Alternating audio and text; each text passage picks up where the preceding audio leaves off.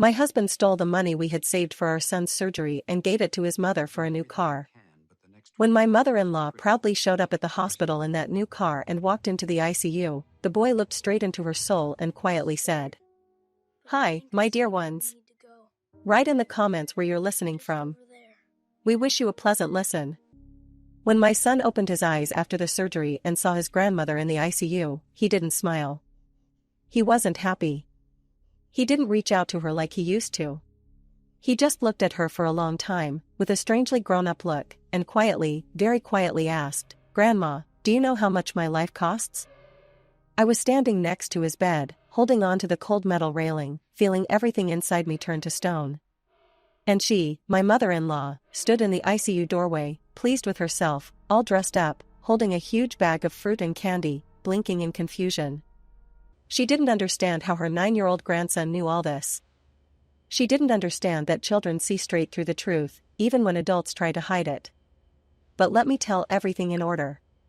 Because this story didn't start in the ICU, and it didn't start with betrayal. It began on an ordinary April morning, when I had no idea our life was about to fall apart.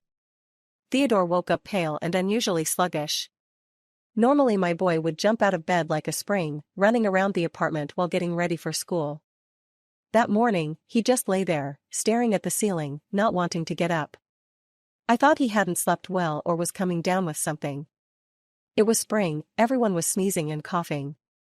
I checked his temperature normal. Fed him breakfast, walked him to school, went to work. I worked as an accountant at a construction company. A regular office job, from 8 to 5, a stable salary of $3,000 a month. That evening Theodore came home even more drained. He said he was tired after PE, that his head was spinning. I checked his temperature again, still normal. I gave him tea with jam and put him to bed early. I decided it would pass by morning. It didn't. It got worse. 2 days later, Theodore refused to eat. He said he didn't want to, that he felt nauseous. That's when I really started to worry. My boy had always eaten with a good appetite, especially loving potatoes with chicken, always asking for seconds. Now he wouldn't even look at his favorite dish. I called my husband at work and told him something was wrong with our son. Colin said I was panicking, that it was just a cold or a stomach issue. He told me to give him stomach pills and it would pass. I listened to him and gave Theodore the pills. They didn't help. By the end of the week, my son started complaining about weakness in his legs. He said they felt like cotton, that it was hard to walk. I couldn't ignore it anymore. Saturday morning, I took him to the clinic. Our doctor, an elderly woman with an annoyed expression, examined Theodore for about 3 minutes, shone a flashlight down his throat, listened to his lungs. "Viral infection," she said indifferently. "Bed rest, plenty of fluids, paracetamol if he gets a fever." "But he doesn't have a fever," I tried to object. "And he's complaining about weakness in his legs." "In his legs?" The doctor frowned. "He's probably growing. Give him some vitamins. If it doesn't pass in a week, come back." I left her office with a prescription for vitamins and a bad feeling in my chest. My intuition told me this wasn't just a cold, that something was wrong. But she was the doctor. She was the specialist. She must know better. I bought an expensive vitamin complex and started giving it to Theodore 3 times a day, cooking all kinds of healthy meals. I thought maybe it was vitamin deficiency springtime, a weakened body. But my boy only kept getting worse. On Monday morning, he couldn't make it to school. We left the house, walked about 200 meters, and Theodore stopped. He grabbed onto a fence. "Mom, my legs won't hold me," he said in fear. "I can't walk." I crouched down next to him and looked at his face. It was pale, almost gray, with dark circles under his eyes. When had this happened? Just yesterday he'd been a bit pale, and now he looked like someone recovering from a serious illness. "Okay," I hugged him. "We're going back home. I'll call a doctor to come." We slowly walked back. Theodore leaned on me, taking tiny steps, like an old man. My heart was pounding so hard it felt like the neighbors could hear it. I got him into the apartment, laid him on the couch, and called an ambulance. A young female doctor arrived about an hour and a half later. She examined Theodore much more carefully than the previous doctor. She listened to his heart, checked his blood pressure, looked at his throat, felt his lymph nodes. Then she took out a device, pricked Theodore's finger, and put a drop of blood on a strip. "His hemoglobin is low," she said, frowning. "Very low. You need to get a full blood test urgently. Today. And see a hematologist." "A hematologist?" I felt cold inside. "That's blood-related, right? What's wrong with him?" "I don't know yet," she said, writing something in the chart. "But this level of hemoglobin in a child is not normal. It could be anemia, or something else. Tests will tell." She gave me a referral, asked me to sign some papers, and left. I sat there next to Theodore, not knowing what to do. I called Colin at work, but he didn't answer. He was on site and had left his phone in the locker room. I sent him a text, "Theodore is unwell. Doctors are sending us for tests. This is serious." He replied an hour later, "Don't panic. I'm coming." I didn't wait. I got dressed Theodore warmly, and took a taxi to the nearest private lab. At the hospital, the line would last until evening, and I needed results fast. I paid $100 for an urgent test with results in 2 hours. While we waited, Theodore lay with his head on my lap in the lab's waiting area. Other people sat around, some scrolling through their phones, some reading magazines. And I just looked at my son and prayed to every god I believed in and didn't believe in, "Please let everything be okay, let it just be anemia, let him take iron and recover." 2 hours later, they handed me an envelope with the results. I opened it with trembling hands. Numbers and terms I barely understood, but even I could see that almost everything was marked in red out of range. Hemoglobin, 52. Normal for his age was 120 to 140. Platelets were low. White blood cells were low. I shoved the paper back into the envelope, picked up Theodore, caught a taxi, and went to the district hospital where a pediatric hematologist was on duty. On the way, I finally reached Colin. "Where are you?" I asked sharply. "Still at work, but I'm leaving now." "What happened?" "Come to the district hospital. Hematology department. Urgently." I hung up without waiting for an answer. At the hospital, they took us without any line apparently. The test results really were that bad. The hematologist was a woman in her 50s, heavy-set, with a tired but kind face. She studied the results, then carefully examined Theodore, felt his stomach, his lymph nodes, checked his skin and mucous membranes. "When did the weakness start?" she asked. "About a week ago. I thought it was a cold." "Any bruises on his body? Any bleeding? Nose, gums?" "No, nothing like that." She nodded and wrote something down. "He needs to be hospitalized. Today. Right now.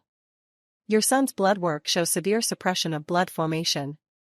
I need to do a bone marrow biopsy to understand exactly what we're dealing with. But we can't delay even a day. So. What could it be?" I forced the words out. "Aplastic anemia or another bone marrow disorder. I'll know for sure after the biopsy. But your child needs help immediately. Go to admissions. I'll call ahead, they'll take you in." I stood frozen in place. Aplastic anemia. Bone marrow pathology. The words sounded terrifying, even though I didn't yet fully understand what they meant. "Is it treatable?" I asked quietly. The doctor looked at me seriously. "It is treatable. But it's complicated and takes a long time. Go get admitted to the ward, and I'll explain everything in more detail there." She wrote out the referral, and we went to admissions. A nurse met us there, led us to an exam room, weighed Theodore, measured his height and blood pressure, and wrote everything down in his medical chart. Half an hour later, we were taken to a 4-bed room. 2 beds were already occupied, one by a boy of about 5 with an 4 drip, the other by a 14-year-old reading something on a tablet. Neither of them even looked up when we came in.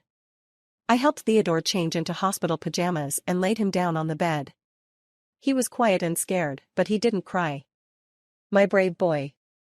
I sat beside him, stroked his hair, told him everything would be okay, that the doctors would help, that he would get better soon and go back to school. Colin arrived in the evening. He walked into the room pale, with a confused expression. He looked at Theodore, at the four already connected to him, at the medical equipment around the bed. "What do the doctors say?" he asked softly. We stepped out into the hallway. I told him everything I knew. Colin listened in silence, then leaned back against the wall and covered his face with his hands. "This is all my fault," he muttered. "I kept saying everything was fine, that there was no need to panic." "Stop," I took his hand. "No one is to blame. It just happened. The only thing that matters now is getting him treated." "We will," Colin straightened up and looked me in the eyes. "We'll do whatever it takes. No matter the cost." The next day, Theodore had a bone marrow biopsy. Even with local anesthesia, it was a painful procedure. He cried and squeezed my hand so hard that bruises appeared on my wrist. I sat next to him, stroking his hair, whispering calming words, barely holding back my own tears. The results were ready 3 days later. In those 3 days, I lost about 6 pounds, didn't sleep at night, and ran back and forth between the hospital and home. Colin came every evening after work, sat with Theodore, talked to him, brought books and toys. He tried to stay strong, but I saw how tense he was, how he clenched his jaw when he thought I wasn't looking. On the 4th day, we were called in to see the head of the department. She was a strict woman in her 60s, wearing a white coat and glasses. We sat across from her desk, and I braced myself for the worst. "The diagnosis has been confirmed," she said without any preamble. "Severe aplastic anemia. Your son's bone marrow is barely producing blood cells. This is a very serious condition that requires immediate treatment." What needs to be done?" Colin asked. "A bone marrow transplant. It's the only chance for a full recovery. Without it, we can only support his condition with transfusions and medications, but the prognosis would be poor. With a transplant, the chance of remission is about 80%. And how much does it cost?" I asked the question that had been burning on my tongue. The doctor took out some papers. "Under the state assistance program, it can be done for free, but the waiting time is 6 months to a year. Your son doesn't have that much time. In a private clinic, it's faster, but it costs $85,000. Plus preoperative preparation and chemotherapy another $20,000 or so. $85,000. I heard the number and felt the ground slip out from under my feet. We had $2,500 in our accounts. A mortgage, a car loan, a consumer loan for renovations. We owed the bank almost $140,000. We lived paycheck to paycheck, like everyone else. "Are there any options at all?" Colin asked. "Maybe a payment plan?" "There are no payment plans," the doctor shook her head. "The clinic requires full prepayment. You can try raising money through charitable foundations, but that also takes time." "And time?" "That's the main problem. We have a maximum of 2 months to do the operation. After that, his condition will worsen, and the risks will increase dramatically." 2 months. 60 days to find $85,000. It sounded unreal, almost impossible. But there was no choice. "We'll find the money," I said firmly. "No matter how, we'll find it." Colin nodded. "We'll sell the apartment. The car. Everything." The doctor looked at us with sympathy. "I understand how hard this is. But you can't delay. Do you have relatives or friends who can help?" "Relatives. My parents had passed away long ago. Colin only had his mother, my mother-in-law. She lived alone in her 2-bedroom apartment, worked as an accountant at a pension fund, and received both a decent pension and salary. I knew she had money. She had saved her whole life, cutting corners on everything. She dreamed of buying herself a good car, always saying she deserved it after riding buses her whole life. It was time to finally treat herself. Colin used to laugh and promise he'd buy her a car once we were back on our feet. "Mom will help," Colin said confidently. "She has savings. She's his grandmother, she won't refuse." I nodded, though a vague unease stirred inside me. My mother-in-law was a particular kind of woman. Dominant, used to Colin fulfilling all her wishes. She raised him alone. His father left when he was about 3. She worked 2 jobs, carried her son through life, poured everything into him. And now she believed he belonged to her. She didn't like that he got married, didn't like that he had his own family. But with Theodore, she was affectionate, spoiled him, bought him gifts. Surely she wouldn't refuse her own grandson. That's how our race for money began. That same evening, we went to see my mother-in-law. Colin had called her from the hospital and said we needed to talk urgently. She lived on the other side of the city, in an old apartment building she'd moved into after the divorce. A 2-bedroom apartment, clean, tidy, furnished with furniture still from the 1980s. The walls were covered with photos of Colin at different ages, from a baby to a grown man. I wasn't in any of them. Not even a wedding photo. As if I had never existed in her son's life. She met us in a robe, a towel wrapped around her head. Apparently she'd been washing her hair. No makeup, a strict, displeased face. She was 62 but looked older. Years of hard work and constant worry had taken their toll. "What happened?" she asked, looking at Colin. She didn't even glance at me. "Mom, let's sit down." Colin walked into the room, we followed. We sat on an old couch with faded upholstery. My mother-in-law settled into an armchair opposite us, took the towel off her head, and started brushing her hair. She pretended to be calm, but I could see her shoulders tense. "Theodore is in the hospital," Colin began. "He has aplastic anemia. He needs surgery, a bone marrow transplant." She stopped brushing and looked up. "What? When did this happen?" "They admitted him this week. Ran all the tests, did the biopsy. The diagnosis was confirmed." "And what do the doctors say?" "They say without the operation." Colin hesitated, swallowed. "Without the operation, he won't survive. And the surgery costs $85,000. Plus the preparation."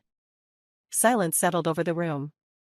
My mother-in-law set her hairbrush on the armrest, folded her hands on her knees. "That's a lot," she finally said.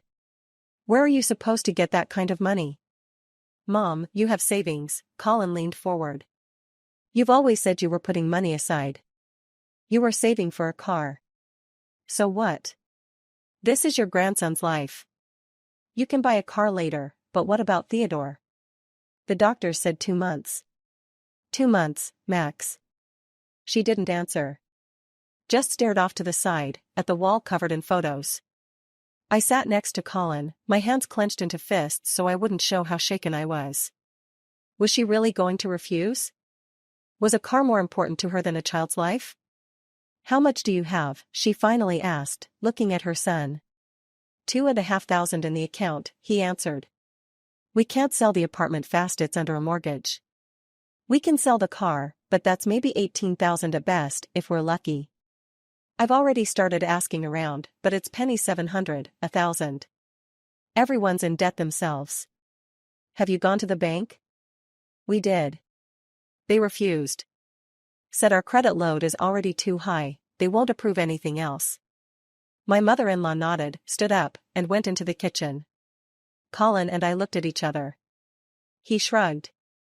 A minute later she came back with a kettle and cups and set them on the table. "Want some tea?" "Mom, this isn't the time for tea." Colin stood and stepped closer. "I know I'm asking a lot. But this is Theodore. Your grandson. My son. He'll die if we don't raise the money." She poured herself tea, added sugar, stirred it with a spoon. Slow movements, like she was deliberately dragging it out. "I have 20,000, she said without looking up. "That's all I've managed to save in 10 years. I was saving for a car. You know I've dreamed about it my whole life." "Mom, let me dash, I'll give you the money. But that's all I have. The rest you'll have to find yourselves." 20,000. With our 2.5, and maybe selling the car, that put us at 40,000 at most. Half. We still had to find another 45,000 somewhere. "Thank you, Mom," Colin hugged her. "Thank you so much. We'll pay you back." "We will." "I know you will," she patted his back. "I'm not a stranger. My grandson is sick." I sat on the couch and watched the scene. 20,000. She gave 20,000, even though I knew she had more. Colin had once casually mentioned that his mother got a good pension on top of her salary, that she was frugal, that she had at least 35,000 saved, maybe more. But she gave 20. The rest was for the car. For her dream. We left her place late at night. Colin was energized. See? I told you Mom would help. 20,000 is already a lot. Now we'll sell the car, borrow the rest, we'll make it. I stayed quiet. Inside, there was resentment, bitterness. But I understood Colin was at his limit. The last thing we needed was me attacking his mother. We both had to be strong. For Theodore. The next 2 weeks turned into one long nightmare. Colin listed the car for sale and kept driving out to show it to buyers. I called everyone I knew, friends, co-workers, distant relatives. I asked, explained, begged. Some gave $300, some $700, some refused right away. The worst part wasn't even the refusal. It was the awkward silence on the line, when the person was searching for a softer way to say no. My friend Iris, who I'd been close to since school, said she had loans herself and couldn't help. Then I saw photos on her Instagram from a new beauty salon. Botox and some injections. Caption, treating myself. I knew it cost at least $1,000. I unfriended her and blocked her. I didn't want to see her anymore. Colin's friend Mason, someone we'd helped with renovations, someone we'd lent money to for his wedding, refused too. He said his wife was pregnant and they needed money themselves. A week later, I saw him on a brand new motorcycle. He rode past our building and didn't even look our way. I registered with a charity foundation and submitted an application to start fundraising. They told me they could help with publicity, share Theodore's story on social media, but they couldn't guarantee we'd raise the full amount. And it would take time, at least a month to 6 weeks. We don't have 6 weeks, I told the foundation coordinator, a woman in her 30s with tired eyes. We only have 2 months for the surgery. I understand, she nodded sympathetically. But we can't work faster. There's a line of stories just like yours. 15 children are on the waiting list right now. We're doing everything we can. 15 children. 15 families also running, collecting, pleading. I felt sick realizing how many mothers like me weren't sleeping at night, counting every dollar, humiliating themselves in front of people just to save their children. I walked out of the foundation office and started crying right on the street. I sat down on a bench near a bus stop and sobbed, not caring who saw. People walked around me, looked away. Only one elderly woman came over and patted my shoulder. "Hang in there, sweetheart," she said. "Everything will be okay." She handed me a tissue and walked off. That simple human kindness made me cry even harder out of helplessness, fear, and the fact that I had no idea where to find another $45,000. Colin sold the car for $16,000. Less than he'd expected. But the buyer demanded a discount, haggled, and we didn't have time to keep searching for a better offer. We took the money straight to the clinic and paid it as a partial deposit. "We need the full amount up front," the clinic administrator said. She was wearing a strict, formal suit, and her eyes were cold. "We can't begin preparing for the surgery without full payment. But we're raising it." Colin slammed his fist on the desk. "We're bringing what we can. A child is dying, and you need all of it at once?" "I'm sorry, but those are the clinic's rules," she said in a flat, emotionless voice, like we were discussing the purchase of a refrigerator, not a child's life. "We are a private facility. We have our own prices and conditions. The surgery is expensive and requires specialized equipment and medications. We can't operate at a loss." We left crushed. 5 days had passed since that conversation with my mother-in-law. 5 days out of 60. We had $43,000, her money, our savings, the car sale, and small help from acquaintances. We still needed almost $42,000 more. I took unpaid leave from work. My boss frowned for a long time, said the timing was awful, that we were slammed, that no one could handle the reporting without me. But she eventually agreed. I guess my face convinced her. Still, she added that she couldn't give me more than a month, and after that I'd have to choose my job or medical leave. "In a month, my son will either be healthy or dead," I said evenly. "So in a month, I'll definitely be back." She flinched at my words, but didn't say anything. Every day I spent at the hospital with Theodore. He lay there pale and thin, with huge dark eyes and a hollowed-out face. They gave him blood transfusions and 4 drips with different medications. The doctors said his condition was seriously stable, but not critical yet. Yet. That word sounded like a sentence. "Mom, when will they do my surgery?" he asked softly. His voice was weak, tired. "Soon, sunshine. Very soon. We've almost raised the money. And after it, I'll get better? I'll be able to go to school? You will. You'll run around, play soccer, like before. You'll grow up big and strong." He nodded, believing every word I said. And I would step into the hallway and cry in the bathroom so he wouldn't see. I'd splash cold water on my face, pull myself together, and go back to him with a smile. In the next room, there was a 7-year-old girl with leukemia. Her mother, a young woman around my age, was also raising money for treatment. Sometimes we talked in the corridor, shared foundation contacts, tips on where else to ask for help. She was from a small town, her husband had died about 2 years earlier, and she had no relatives. She was alone. And I understood that I was still lucky I had a husband, at least someone by my side. Colin worked like a man possessed. He took extra shifts, night shifts, worked weekends.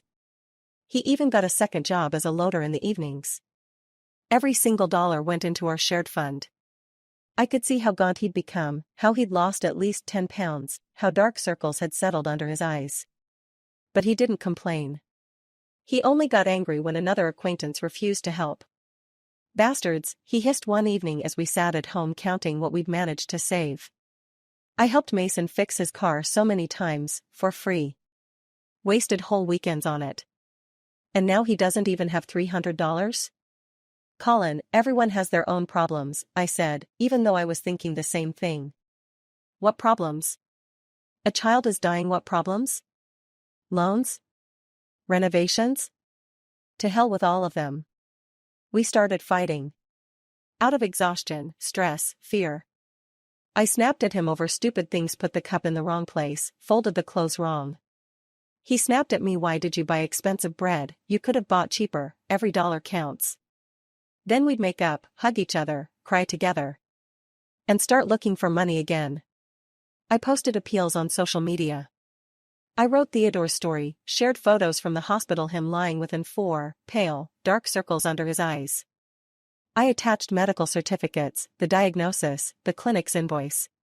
There were many reposts, lots of sympathy. Hundreds of comments, "Stay strong, praying for you, sending strength, hearts, tears, prayers." But very little money, $20 here, 30 there, 70 from a stranger with the comment, "For ice cream for the boy." The charity foundation helped too, they made posts as well, but the money came in slowly. A month passed. We had 55,000. We were still 30,000 short. 30 days left. I tried getting a loan from a microfinance company. I went to the office, filled out the application. The manager, a young woman about 25, with painted lips and indifferent eyes, checked my details on her computer. "Your credit load is high," she said monotonously. "But we can approve 10,000. Interest rate is 49% per year. Shall we proceed?" 49% daylight robbery. But what did it matter if it saved Theodore's life? "Proceed," I said. She printed the contract and placed a stack of papers in front of me. "Sign here, here, and here. Please review the terms." I didn't read anything.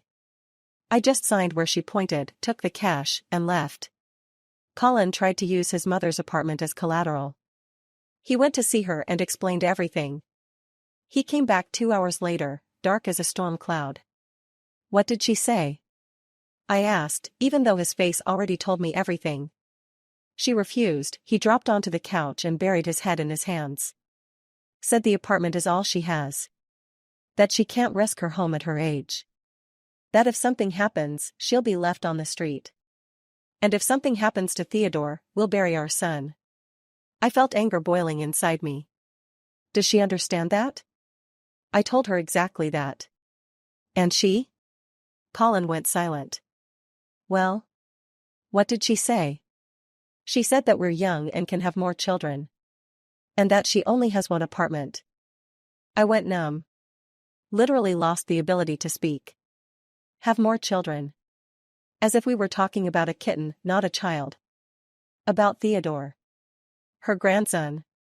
Colin, I came closer and sat down next to him. Tell me honestly, did your mother really only have 20,000? He didn't answer. Looked away. Colin, I took his chin and made him look at me. How much money does she have? About 40, he finally forced out. Maybe a little more. 40,000. She gave 20 and kept 20 for herself. For a car. While her grandson was dying. I didn't say anything. Just nodded and stepped away. Everything inside me was boiling, but I held myself together. Because hating my mother-in-law wouldn't save Theodore. We needed money. Only money. We sold the TV, the washing machine, bought the cheapest replacement. Sold my laptop, Colin's tablet. Sold our winter coats and kept only old ones. Sold my gold earrings, the last gift my mother gave me before she died. I'd kept them for 10 years, wore them only on special occasions. I sold them for $800 to a dealer who didn't even look me in the eye. We sold our wedding rings. Colin didn't want to at first, said it was wrong, that it was a bad omen. What difference do rings make? I said harshly, taking mine off. What matters is that our son stays alive. Rings are just metal. Theodore is our child. He gave in. We took the rings to a pawn shop and got $500 for both. By the end of the 5th week, we had 64,000. We were 21,000 short. Exactly 21,000. Exactly the amount my mother-in-law had given us. And exactly the amount she'd kept for her car. Colin went to see her one more time. I didn't go. I couldn't. I was afraid that if I saw her, I'd hit her. I wouldn't be able to stop myself. He came back 3 hours later, angry and crushed. She didn't give it, he threw out, slamming his keys onto the cabinet. They clattered to the floor. She said she'd already given as much as she could. That the rest is her money, her life, that she'd spent her whole life saving and denying herself everything. That she's not obligated to give away all her savings. Colin, that's her grandson. I know, he raised his voice. Do you think I didn't tell her that? I was on my knees in front of her. Begging. Crying. And she keeps repeating the same thing I already helped, the rest is your problem. She even said. He stopped. What? What did she say? That we're bad parents. That we should have saved for a rainy day. That she raised 3 children in her time and never asked anyone for help. Even though she had just me, not 3. He sat down on the couch and covered his face with his hands. What are we going to do? He asked dully. Where do we get another 21,000? We've sold everything, taken every loan, asked everyone we know. We have a week left. 7 days. I went up to him and hugged him. We'll find it. Somehow, we'll find it. But I had no idea how. That night, as I lay in bed, I kept thinking about what else we could sell. What did we even have left? The fridge was old, no one would pay much for it. The couch, the bed worth pennies. Clothes, books laughable. Sell a kidney? I'd read that on the black market a kidney goes for 20 to 30,000. But that was illegal, dangerous, and there was no time to find a buyer. The next day I went to my boss. She was in her office, sorting through some papers. I need an advance, I said without any preamble. 3 months ahead. She looked up at me over her glasses. You know I can't give a 3-month advance. That's against company policy. Please, I stepped closer. I'll work it off. As much as you want. No vacation, no days off. I'll work around the clock. I understand your situation, she sighed and took off her glasses. And I truly feel sorry for your son. But I can't break the rules for one employee. That would set a precedent. Tomorrow others will come with their problems too. What am I supposed to tell them? Other people's children aren't dying. I raised my voice. Don't yell at me, she frowned. I'm not your enemy. There are rules. I can give you an advance for 1 month. That's the maximum. 1 month's advance was $2,500 after taxes. A drop in the ocean. I left her office empty-handed. That evening Colin came home later than usual. His face looked strange tense, but there was a spark of hope in his eyes. I found it, he said as soon as he stepped inside. Found what? The money. A private lender agreed to give us $21,000. On a promissory note. I froze. Really? At what interest? He said we'll discuss the interest later. The main thing is he's ready to give it now, no checks, no collateral. Just a note. Are you sure it's not scammers? No, he's legit. A normal guy. A friend of Mason's brother. He understands the situation. His own daughter was sick once. He knows what this is like. I rushed to him, hugged him, and burst into tears from relief. Really? He's really giving it to us? Really? We meet tomorrow, sign the papers, and we'll have the full amount. That night, for the first time in a month, I slept peacefully. We had 6 days left before the deadline, but now we had the money. All of it. $85,000. We would save Theodore. He would live. He would recover. Everything would be fine. I even prayed before going to bed. I didn't believe in God, didn't go to church, but that night I knelt down and thanked I don't know who, the universe, fate, higher powers, for this man, for his willingness to help. The next morning, Colin left early to meet the lender. I stayed home, cleaned the apartment, cooked food. For the first time in a long while. Borscht, meat patties, a salad. I felt lifted, hopeful. Soon it would all be over. Soon Theodore would have his surgery and recover. We'd pay off the debts somehow. We'd work ourselves to the bone, but we'd manage.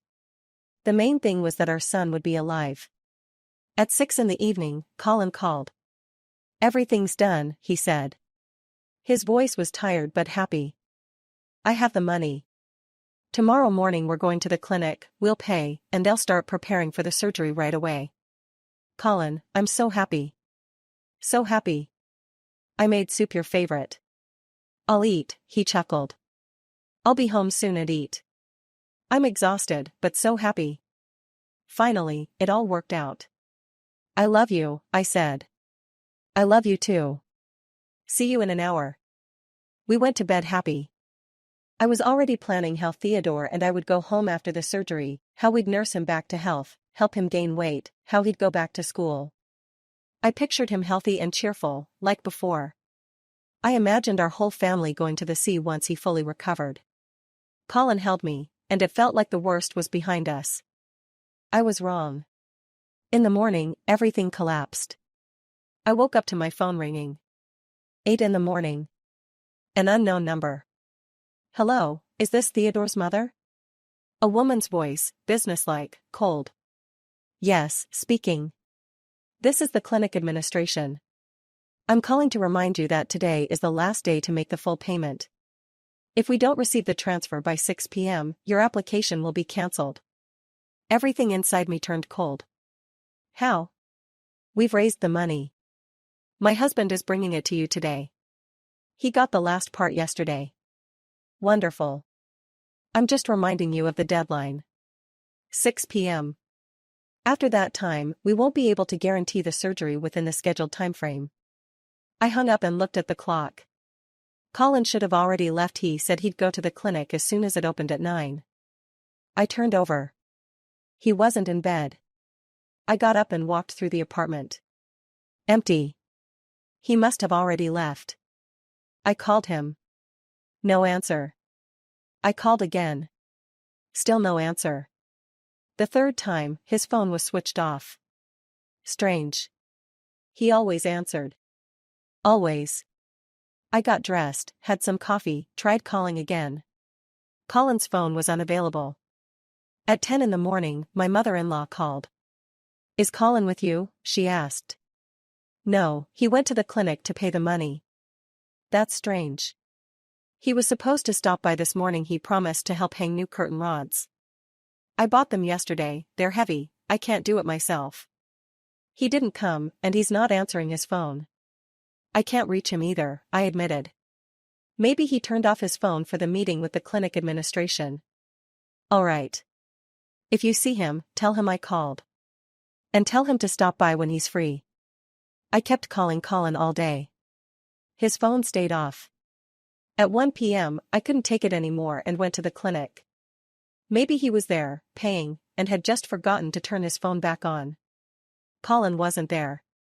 Your husband hasn't come, said the same administrator in the strict suit. We haven't received any payment from you. But he was supposed to come this morning. He didn't. You have time until 6 p.m. If the payment isn't made, your application will be cancelled, and the slot will go to the next patient. I rushed out of the clinic and got into the car we'd borrowed from a neighbor for a few days. My hands were shaking so badly I couldn't get the key into the ignition.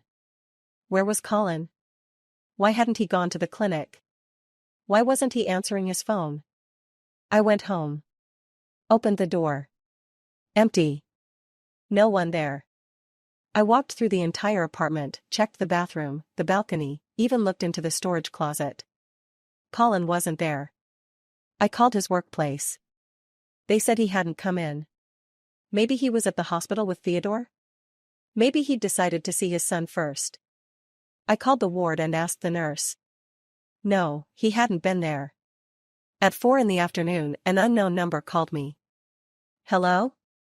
It's Colin. His voice was quiet, strange, cracked. Colin, where are you? I'm losing my mind. Why didn't you go to the clinic? I was there, you weren't. Silence. Long, heavy silence. Colin, can you hear me? We have 2 hours left. Go to the clinic. Pay them. Ruth. I can't. What do you mean you can't? You took the money yesterday. 21,000. Silence again. Even longer. Ruth, the money is gone. I didn't understand. Literally didn't understand what those words meant. They sounded like nonsense, like a foreign language. What do you mean, gone? You said yesterday you took 21,000 from the lender. I did. But I gave it to my mom. The world stopped. Froze. I sat there with the phone pressed to my ear, unable to grasp what was happening. What did you say? I gave the money to my mom, his voice was shaking. She called last night. Said she found a car. The one she'd dreamed of her whole life. A 2014 Toyota Camry, almost new, one owner, perfect condition. The owner is selling urgently, moving to another state, but only for cash and only today. Tomorrow the price goes up. It's a great deal, you won't find a car like that for this money again. She asked me to help, and I didn't let him finish. I just hung up. $21,000. He took $21,000, the money we'd spent a month and a half scraping together, selling everything we owned, humiliating ourselves, begging, crying, and gave it to his mother. For a car. While our son lay in the hospital waiting for an operation that could save his life, his father bought Grandma a car. I sat on the couch and didn't cry. There were no tears. Only an icy, absolute calm. And clarity. Crystal clear clarity. I stood up, grabbed my bag and my phone. Looked at the time. 4:30. An hour and a half until the deadline. An hour and a half to find $21,000. I got into the car and drove. Where to? I didn't know. I just drove through the city, trying to think. 21,000 in 90 minutes. Impossible. Unreal. But there was no choice. I pulled over, took out my phone, and started calling everyone I hadn't called yet. Former coworkers, classmates I hadn't spoken to in 10 years, distant relatives I'd seen only a couple of times in my life at funerals. Hello, this is Ruth. Do you remember me? We went to school together. Listen, I have a very urgent situation. My son is in the hospital, we need money for surgery. Can you help, even a little? Pauses. Awkward, drawn-out pauses. Ruth, I'd love to, but I have loans myself. I'm sorry. Listen, I'm completely broke right now. I have $20 on my card until payday. I'm really sorry, but I can't. Oh, we just bought a car on credit, so. Refusal after refusal. Polite, sympathetic voices but refusals.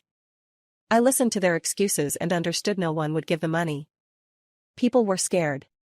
Scared to part with their savings, scared it wouldn't be paid back, scared of someone else's tragedy that could one day reach them too. I called the bank. Asked to speak to a loan manager. Your credit load is too high, a male voice said flatly. We can't approve another loan. But this is for a child's treatment. Unfortunately, that doesn't change your credit history. Try another bank. I called 5 banks. Everywhere the same answer: no. Too much debt. Income too low. Risk too high. I called 2 more microfinance companies. One said they could give a maximum of $3,500, the other 2. It was catastrophically little. 5 p.m. 1 hour to the deadline. I sat in the car, staring at my phone, realizing I wasn't going to make it. That it was over. That I'd failed. The phone rang. Colin. I rejected the call. He called again. I rejected it again. The 3rd time, I answered. Ruth, forgive me. Forgive me, I'm an idiot. I'm driving to my mom's right now. I'll make her give the money back. She's already bought the car, I said evenly. You said the seller was waiting only today. I don't know. I'll try. Ruth, I'll do anything.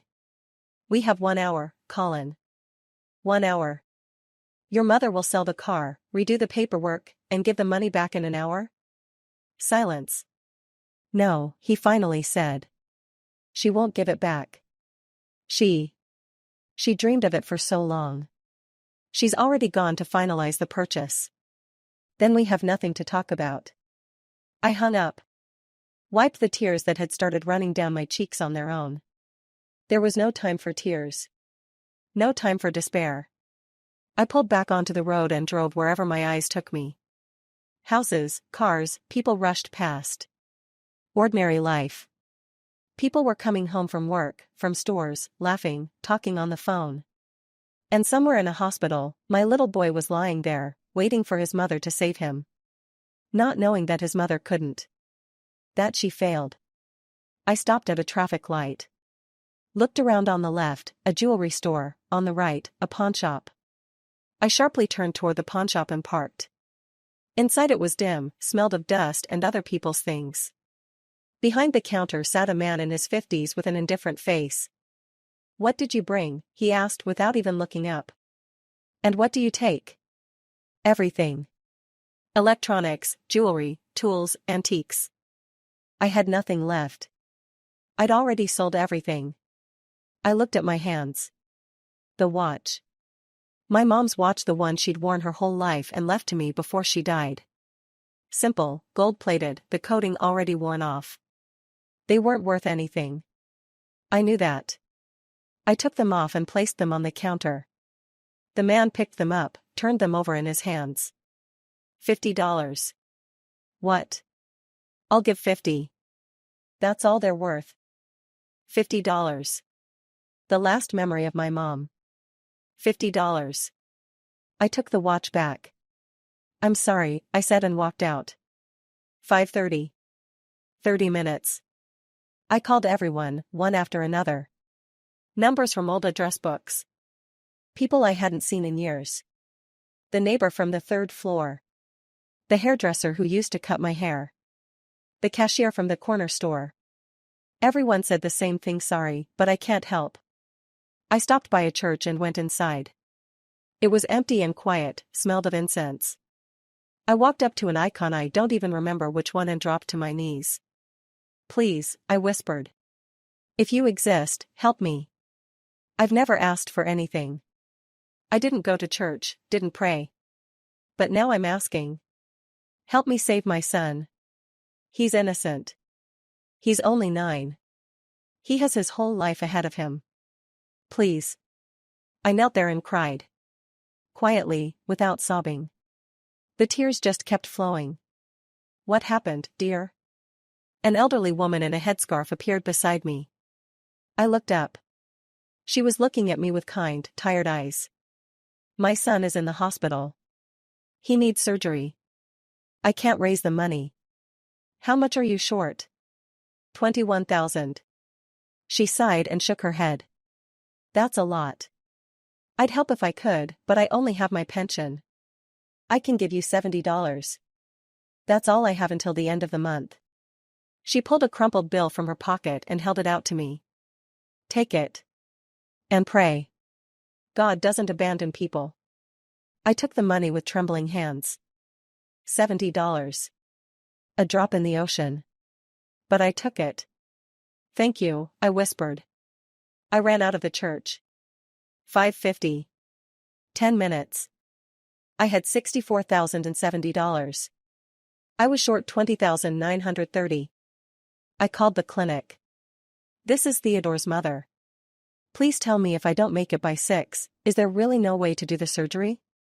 Unfortunately, no, the administrator replied. The slot will go to the next patient. You'll have to submit a new application and wait until another opening appears. That can take 3 to 6 months. 6 months. Theodore didn't have 6 months. The doctor said he had maybe 3 weeks at most. After that, his condition would worsen irreversibly. I understand, I said and hung up. I sat in the car, staring at the clock. 5:55. 5 minutes. I failed. I couldn't save my son. Then the phone rang. An unknown number. Hello? Hi, this is Samantha. We met at the hospital. My daughter Allison was in the room next to your Theodore. I remembered. The woman with the little girl who had leukemia. We'd talked a few times in the corridor. Yes, I remember. Hello. I saw your post online. About raising money for the surgery. The deadline is today, right? Yes. In 5 minutes. And how much are you short? Almost 21,000. I didn't know why I was telling her. She was raising money for her own child, where would she get it? Silence. Then she said, I can transfer 7,000. Right now. Send me the clinic's details. I couldn't believe my ears. What? How? You were we had the surgery a week ago. We raised it through a foundation. There's a bit left, I was saving it for rehab. But you need it more right now. Send the details. Quickly. There's no time. I dictated the clinic's details in a shaking voice. A minute later, a notification came through, a transfer of $7,000. Thank you, I was choking on tears. Thank you so much. I'll pay you back. I swear I will. Save your son, she said. That's what matters. 7,000. I had 71,000. I was still 14,000 short. 5:58. 2 minutes. I called Colin again. Colin, where are you? Driving to my mom's.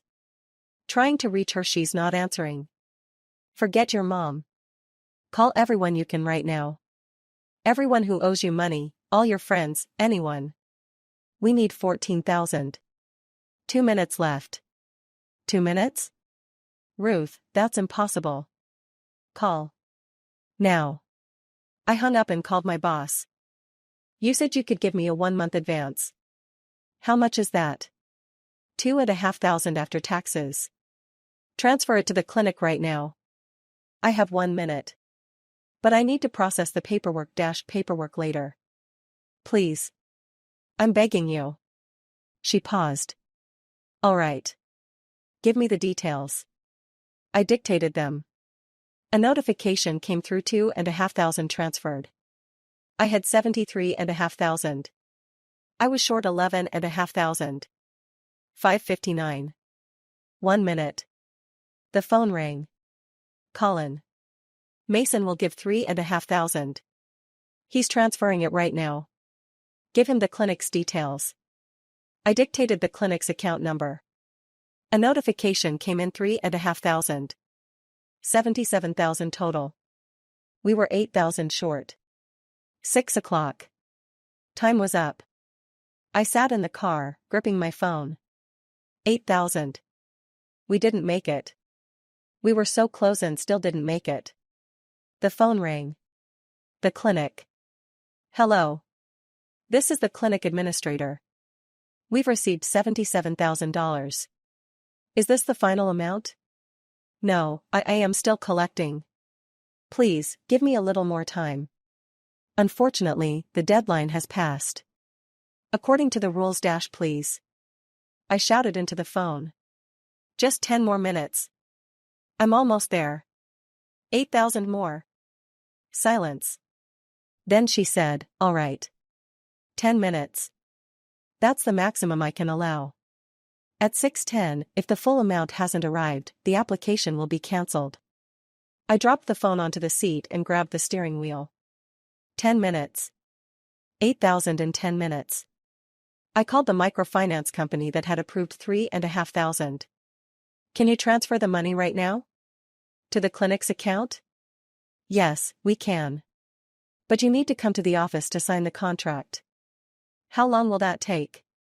About 20 to 30 minutes. Too long. What if I send a photo of my passport and sign electronically? One moment, I'll check with management. She put me on hold. Annoying music played. I stared at the clock. 6:02. 8 minutes left. Hello? Yes, we can do it online. Send a photo of your passport and the details by email, I'll send the contract. As soon as you sign electronically, we'll transfer the money. With shaking hands, I took a photo of my passport and emailed it. A minute later the contract arrived. I skimmed it. The interest was brutal, the penalties huge. I didn't care. I signed and sent it back. We're transferring the funds, the woman said. 3 to 5 minutes. 3,500. We still needed 4,500. 6:06. 4 minutes left. I called the second microfinance company. You approved 2,000 for me. Can you transfer it right now? Same routine: passport photo, contract, electronic signature. Another 3 minutes gone.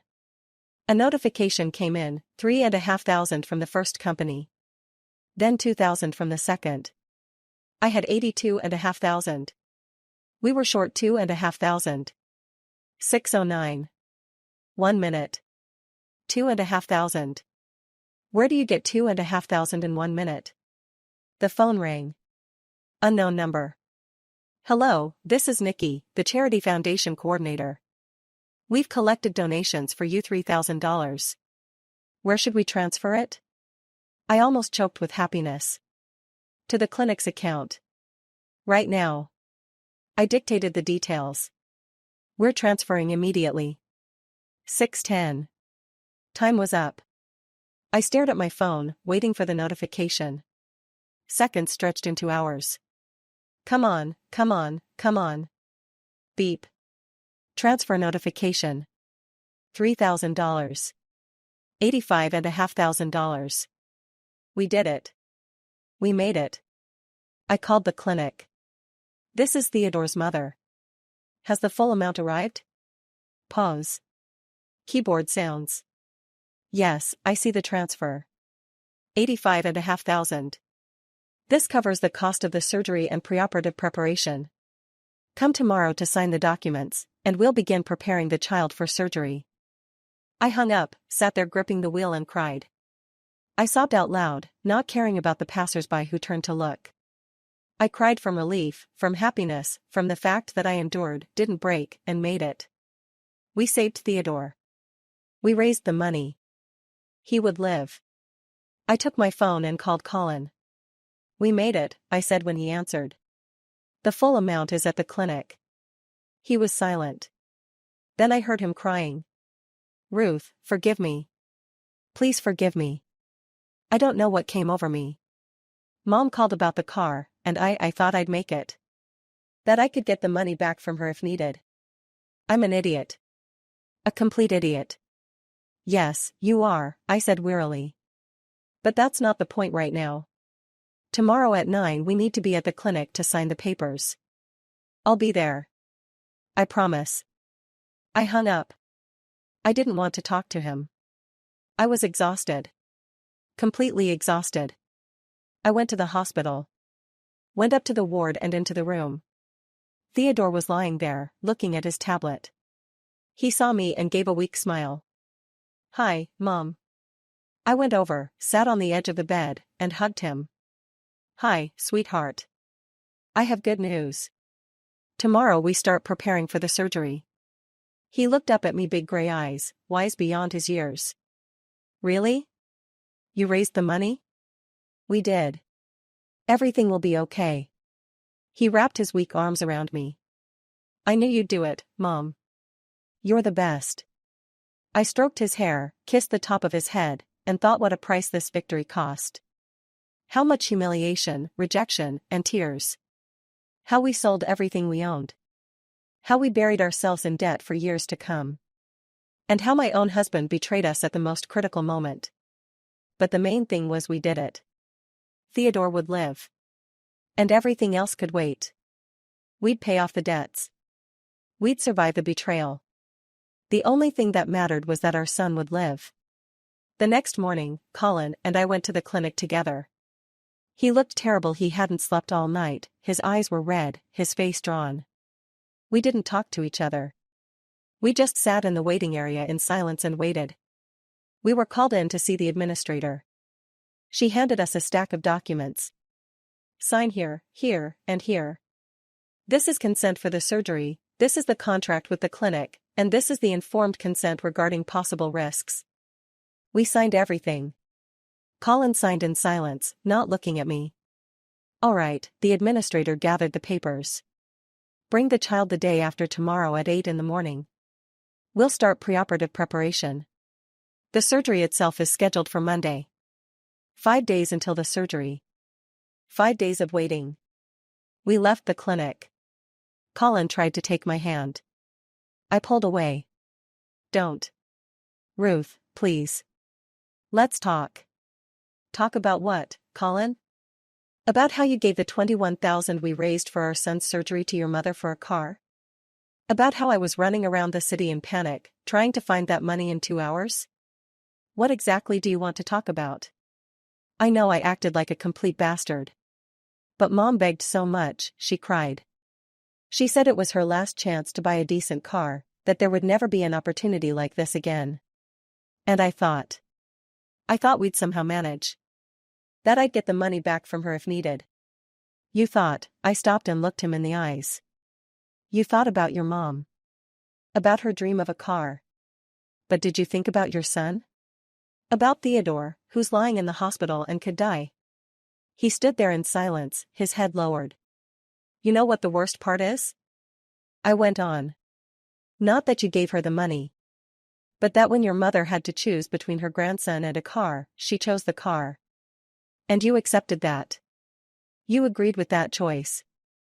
"I didn't agree. I just didn't think." "That's exactly it, you didn't think. And you should have. You should have thought about the fact that a child's life was at stake. Your child's life." I walked toward the car. Colin followed. "What happens now?" he asked quietly. "Now Theodore will have the surgery. He'll recover.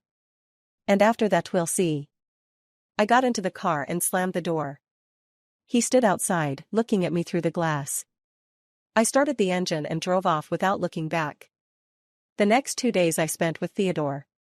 Packing things for the hospital, talking to doctors, signing more paperwork. Colin called every hour, sent messages. I didn't answer. I didn't want to. I couldn't. On Sunday evening, the day before preparation was to begin, my mother-in-law called. "Ruth, it's me. I'm listening. Colin said you raised the money and the surgery is going to happen. Is that true?" "Yes." "Well, that's good. I'm glad. So everything worked out." "Everything worked out." She said it so casually, like she was talking about fixing a leaky faucet, not saving a child's life. "Did you buy the car?" I asked evenly. "Yes, I did." Colin helped with the money. Such a beauty you can't imagine. Black, shiny, leather interior. I've dreamed of one like this my whole life. Congratulations. I felt a cold weight settle inside me. Thank you. Listen, can I come see Theodore at the hospital? I want to see him before the surgery and bring him some treats. Come, I said and hung up. I didn't know why I agreed. Maybe I wanted to look her in the eyes. To see how she would act, knowing she had chosen a car over her grandson. On Monday morning, we brought Theodore to the clinic. He was placed in a separate room, IVs were started, and preparation for surgery began.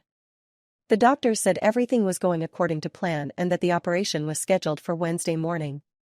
And on Monday evening, my mother-in-law arrived. In the new car. A black Toyota Camry gleamed under the clinic's parking lot lights.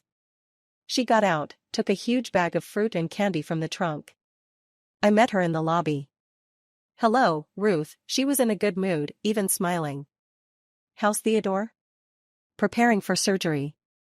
Can I see him? He's in intensive care. Visitors aren't allowed. What do you mean, visitors? I'm his grandmother. Clinic rules. Only parents are allowed in. She pressed her lips together, displeased. Well, fine. Then give him these treats. Tell him Grandma came. And that I'm praying for him. She handed me the bag. I took it silently. Nice car you have, I said. Her face lit up. Really? You like it? I'm so happy I found this one. You know, I saved and dreamed for so many years. And now it finally came true. Colin helped so much, such a good boy. Gave money for the final payment. I know, I said. He told me. You're not angry, are you? She looked at me closely. Colin said you were upset. But you understand I worked my whole life, denied myself everything. It's time I had something good for myself. I understand, I smiled. Coldly, tightly. Of course I understand. You deserve it. She didn't catch the sarcasm. She nodded, pleased. That's good then. All right, I should go. Tell Theodore I came.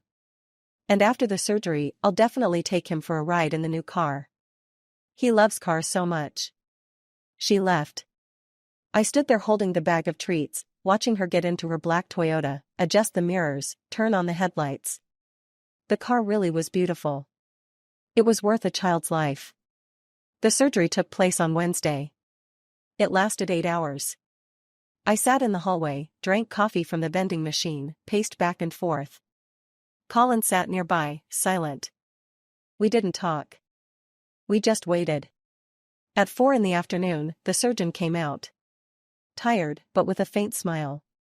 He looked at us with weary eyes. The surgery was successful. The transplant has taken. Now we observe. The first 72 hours are critical. He'll live? I asked. If there are no complications, yes. The chances are good. 80% for a full recovery. I covered my face with my hands and burst into tears. Colin hugged me. I didn't push him away. I was too tired to be angry. Too happy that it had worked. Theodore was moved to the ICU. I was allowed in for 15 minutes every 2 hours. He lay there pale, with tubes and wires everywhere, connected to machines. But he was alive. His heart was beating. His chest was rising and falling. He was alive. The first day passed. The second. The third. No complications. The doctors were pleased. They said Theodore was doing great, a strong boy, that his body was fighting. On the 4th day, he was transferred to a regular room. He opened his eyes, saw me, and gave a weak smile. Hi, Mom. Hi, sweetheart. I sat down beside him and took his hand. How are you? Tired. But kind of okay. Was the surgery already done? It was. Everything went well. Now you're going to get better. Really? His eyes lit up. So I'll be healthy? You will. Absolutely. Mom, thank you. Thank you for saving me. I couldn't find the words. I just leaned down and kissed his forehead. On the 5th day after the surgery, my mother-in-law came to the hospital again. In her black Toyota. I met her at the entrance. Can I see him now? She asked. He's in a regular room now. You can. We went up to the 3rd floor and entered the room. Theodore was lying there, reading a book. He saw his grandmother and nodded weakly. Hi, Grandma. Hi, my dear. She walked over and kissed him on the cheek. How are you? Did they do the surgery? Yes. The doctors say everything went well. That's wonderful. I was so worried about you. I prayed every day. She took a chocolate bar out of her bag and put it on the bedside table. Here. Eat it when you feel better. Thank you. She sat down on the chair next to the bed. And did you know I bought a new car? Such a beauty. Black, shiny. When you're discharged, do you want me to take you for a ride? Theodore looked at her. With a long, grown-up look. Grandma, did you buy that car with my money? My mother-in-law froze. What? What money? The money Mom and Dad were collecting for my surgery. Mom said Dad gave you money. And you bought a car. I froze. I hadn't told Theodore about that. How did he know? Theodore. I started. But he didn't let me finish. He kept looking at his grandmother. Grandma, tell me honestly, did you choose the car instead of me? Silence filled the room. My mother-in-law opened her mouth, then closed it, unable to find words. And Theodore quietly, very quietly, said, Grandma, do you know how much my life costs? She went pale.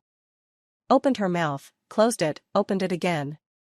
No words came. I stood by the door, unable to move. How did he know all this? How had he found out? Theodore, you don't understand, she began. It's not that simple. I do understand, he said softly but firmly. I heard everything. When Mom was talking to Dad in the hallway. They thought I was sleeping, but I heard. Dad gave you money for the car. And you took it.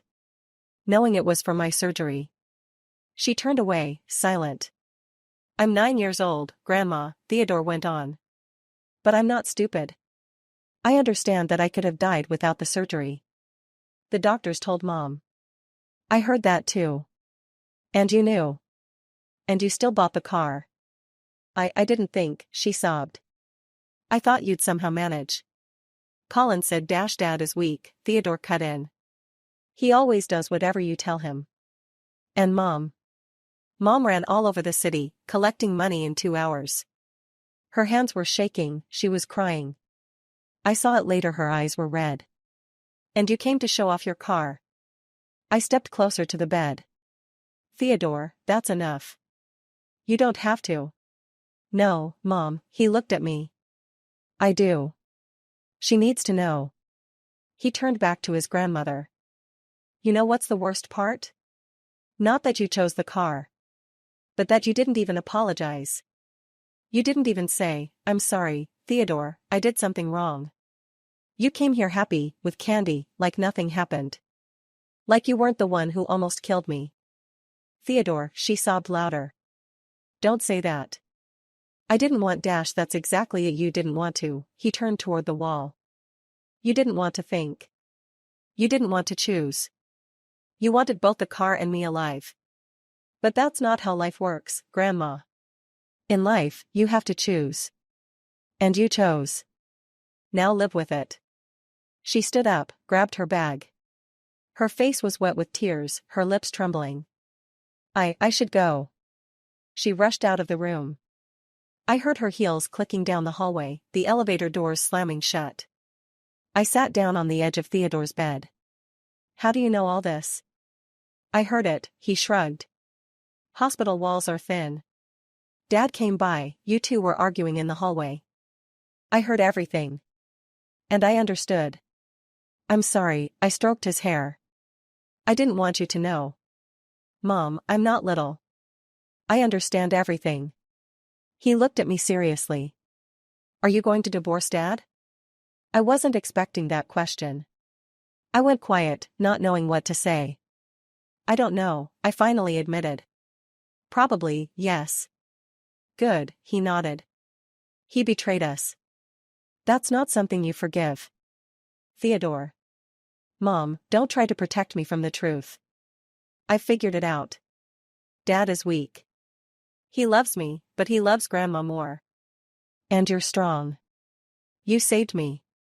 You're on your own. And I want to live with you. I hugged him and held him close. All right, sweetheart. We'll live together. The two of us will manage. We sat there holding each other, and I understood my boy had grown up. The illness, the hospital, his father's betrayal had made him an adult too soon. And it was sad and right at the same time.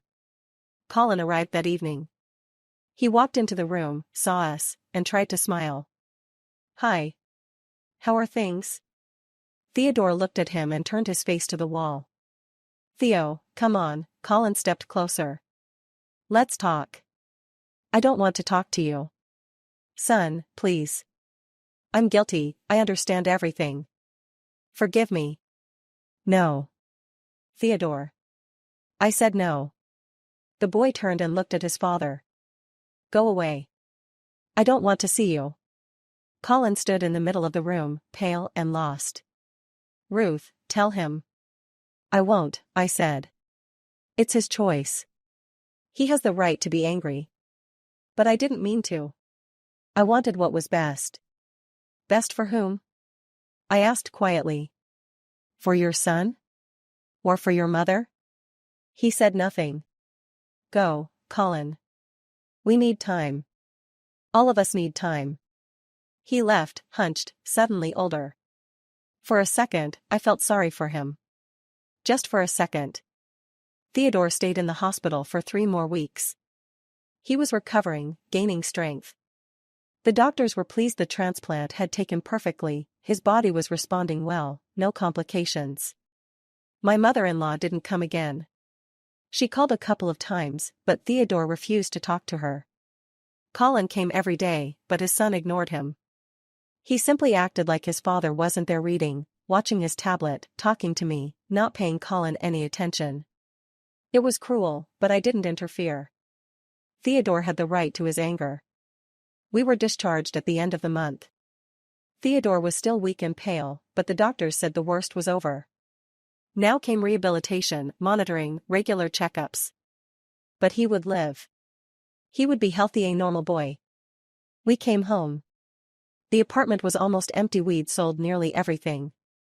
An old couch, a fridge, a bed. No TV, no washing machine. But we didn't care. It's okay, I told Theodore. We'll slowly buy everything again. I'm fine as it is, he said. The main thing is that I'm alive. And that we're together. That evening Colin came by. He brought bags of groceries and hesitated at the door. May I? You may, I let him in. He put the bags in the kitchen and came back into the room. Theodore was lying on the couch, staring at the ceiling. Hi, son. Silence. Theo, please, let's talk. Silence. Colin looked at me pleadingly. Ruth. Colin, we need to talk, I said. Without Theodore. Let's go to the kitchen. We went in and sat at the table. He looked at me with hope. I'm filing for divorce, I said without any preamble. The hope in his eyes went out. Ruth, don't. Let's try again. I'll change, I dashed Colin, it's over. You made your choice. And I made mine. But I love you. I love Theodore. I know. But not enough. Not enough to put us above your mother. He lowered his head, silent. I'm not cutting you out of your son's life, I went on. You can see him whenever you want. If he agrees. But you and I are done. Completely. And? Child support. I'll pay. Of course. You will. And you'll also help pay off the debts. We went deep into loans because of the surgery. We'll pay them off 50-50. He nodded. All right. I agree to everything. He stood up, came closer, tried to hug me. I stepped back. Don't, Colin. He left. I stayed in the kitchen, staring out the window, thinking that was it. 12 years together, and it ended just like that. Because of one wrong decision. Because he couldn't choose right. And I didn't regret it. Not at all. A month passed. Theodore grew stronger and went back to school. At first just 2 or 3 classes a day, then full days. The doctors were pleased. His recovery was going great. The divorce was finalized quickly. Colin didn't resist, signed all the papers. The apartment stayed with me and Theodore, he moved in with his mother. He paid child support regularly and even helped with the debts, as promised. He saw Theodore once a week. Took him for the weekend, to the movies, to the park. The boy talked to him, but coldly. Politely, without the old closeness. He called him by his name, not Dad. And Colin accepted it, knowing he deserved it. My mother-in-law tried to fix things. She called, apologized, cried. But Theodore was firm. I don't want to talk to her, he said calmly. She chose the car. Let her enjoy it. And she did. Sometimes I saw her in that same black Toyota. She always turned away, pretending not to notice us. And I would look at that car and think, this is the price of her dream. A lost grandson. Her son's broken family. Loneliness. Was it worth it? Theodore and I started a new life. Just the two of us.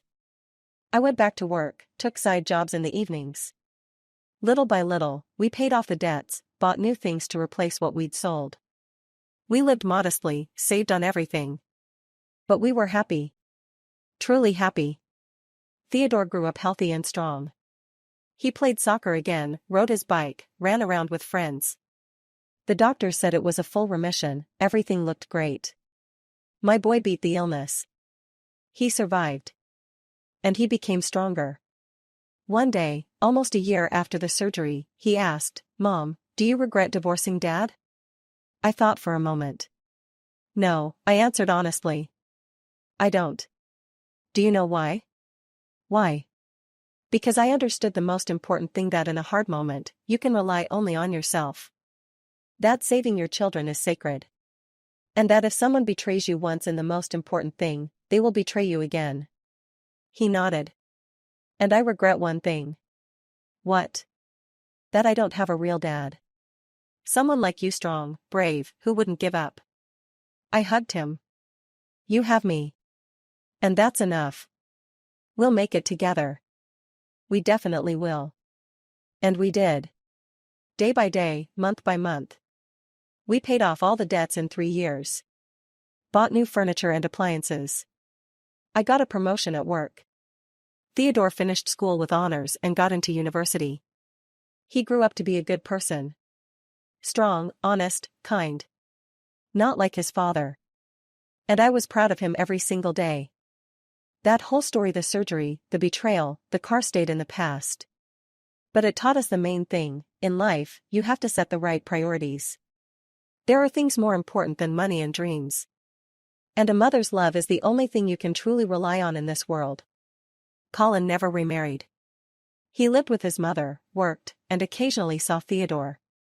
He tried to rebuild the relationship, but his son kept his distance, polite, but cold. And over the years, that distance only grew. My mother-in-law drove her Toyota until the day she died. She passed away alone, in her apartment. Theodore didn't go to the funeral. I don't want to, he said. I can't forgive her. Even now. And I understood him. Because some things can't be forgiven. Some choices can't be undone. And the consequences of those choices stay with us forever. But we survived. We went through hell and survived. We became stronger, wiser. And that was what mattered most. My story ended happily. Theodore is alive, healthy, and happy. He has his own life, his own plans, his own future. And I'm there, always there. Because I'm his mother. And there is nothing more important to me than his life. No cars, no dreams, no promises. Just him. Just my son. And that is enough for happiness. The first months after discharge were the hardest. Not physically, Theodore was recovering well, the doctors were satisfied. It was hard emotionally. Every day I woke up thinking about the debts. 85,000 plus interest. Bank loans, microloans, money owed to people we knew. It hung over us like a sword. I made a spreadsheet: who we owed, how much, at what interest, and when payments were due. It turned out we had to pay about $4,000 to $4,500 a month. My salary was $3,000. Colin's child support was $1,000. He also helped with the debts, adding another $1,500. That made $5,500 in income. $4,500 went to debts. We had $1,000 left to live on. $1,000 for 2 people: food, utilities, clothes, transportation, Theodore's medications. It was almost impossible. I found extra work. In the evenings, I did accounting for small companies from home. I stayed up until 1 in the morning over reports, drank coffee by the liter, ruined my eyesight. But it brought in another $700 to $1,800 a month. That made things easier. Theodore didn't ask for toys, didn't complain. When his classmates talked about new iPhones, he stayed quiet. He had an old phone I'd bought for $200 at a market. He never complained. "Mom, when will we pay off all the debts?" he asked once. I did the math in my head. In about 3 years. Maybe a bit sooner if I take on more side work. 3 years, he thought. That's a long time. It is. But we'll manage. I want to help too. Maybe I can get a job? You're 10, I smiled. Your job is to study. Study well, get into university on a scholarship. That's already a big help. He nodded seriously. Okay. I'll try. And he did. He got good grades, did his homework on his own without bothering me. Helped around the house, washed dishes, cleaned, went to the store. My little grown-up boy. Colin came on Saturdays. He took Theodore for a few hours, to the park or the movies, and brought him back in the evening. At first, my son didn't talk to him at all, stayed silent the entire time. Colin tried to start conversations, joked, bought ice cream. Theodore took the ice cream, ate it silently, and still didn't respond. Will he ever forgive me? Colin asked when he brought him back. I don't know, I answered honestly. Maybe someday. Or maybe never. I regret it so much, Ruth. Every single day. I know. But it doesn't change anything now. He left with his head down. And I closed the door and went back to my calculations, spreadsheets, and reports. My mother-in-law called regularly once a week, on Sundays. At first, she was angry. You turned the child against me, she yelled into the phone. He used to be so affectionate, and now he won't even talk to me. I didn't turn him against you, I replied calmly. He understood everything himself. He's not stupid. But I'm his grandmother. I have the right to see my grandson. You do. Come if you want. But if Theodore refuses to talk to you, that's his right. He's old enough to decide for himself. She came a couple of times. Rang the doorbell, I opened. Theodore came into the hallway and looked at her coldly. Hello, Grandma. Theodore, sweetheart, she tried to hug him. He stepped back. What do you want? I just wanted to see you. To see how you're doing. Maybe we could go for a walk? No, thank you. I'm busy. But, Theodore. Goodbye, Grandma. He turned around and went back into his room. My mother-in-law stood in the doorway, confused, tears in her eyes. Maybe you could talk to him, she asked me. No. This is his decision. She left. She came back again a month later, same result. After the 3rd time, she stopped coming. She only called. But Theodore didn't answer the phone. A year passed. We had paid off almost half of our debts. We were still living modestly, counting every dollar. But it was getting easier. I got used to the constant exhaustion, the endless work. It became my normal. Theodore fully regained his strength. The doctors lifted almost all restrictions. They said he could play sports, live a normal life. His tests were excellent, no signs of relapse. "You did great," our doctor said at a follow-up appointment. "Not every family survives something like this." "You did." I looked at Theodore. He had grown, gotten stronger, tanned. An ordinary 11-year-old boy. Alive, healthy, happy. That was worth more than all the money in the world. At school, Theodore had his first crush. A girl from his class, Grace. He blushed bright red when I accidentally saw her photo on his phone. "Who's that?" I asked with a smile. "No one," he quickly hid the phone. "Just a classmate. A pretty classmate." "Mom." I laughed. For the first time in a long while, I laughed for real. That meant life was going on. Everything was okay. My son was falling in love, getting shy, growing up just like he should. At work, I was offered a promotion. The senior accountant was going on maternity leave, and they needed a replacement. The salary was higher by $1,500, but the responsibility was bigger too. "Can you handle it?" my boss asked. "I can," I answered confidently. I'd handled everything over the past year. This didn't scare me anymore. With the new salary, life got easier. I dropped some of the side jobs and spent more time with Theodore. We started going to the movies on weekends, sometimes to cafes. Small joys we hadn't had for a whole year. Colin kept paying child support regularly and helping with the debts. His relationship with Theodore improved a little. The boy started talking to him, but still kept his distance. He didn't call him Dad, only by his name. No hugs, no sharing feelings. They interacted like acquaintances, nothing more. "I miss his trust so much," Colin complained. "He used to tell me everything, and now." "Now it's too late," I said. "Trust doesn't come back. Ever. I hoped time would heal it. Time heals wounds. But scars stay." He nodded sadly. He understood that this was his price. The price of that one wrong decision. 2 years passed. We had paid off almost all the debts. Only bank loans remained $8,000. That wasn't scary anymore. 6 more months, and we'd be free. I bought Theodore a new phone. Not the most expensive one, but a decent, modern one. He was as happy as a little kid. "Mom, thank you. You're the best. You deserve it. You study well, you help me. I'm proud of you." He hugged me tightly. "I'm proud of you too. You're the strongest mom in the world." My heart felt warm. None of it was for nothing. All those sleepless nights, the debts, working myself to exhaustion, none of it was for nothing. For these words, these hugs, this smile. At 13, Theodore got seriously interested in programming. He signed up for courses, spent evenings at the computer, learning coding languages. He said he wanted to become a developer. "It pays well," he explained. "I'll be able to help you when I grow up." "You already help," I said. "By just being here. By living."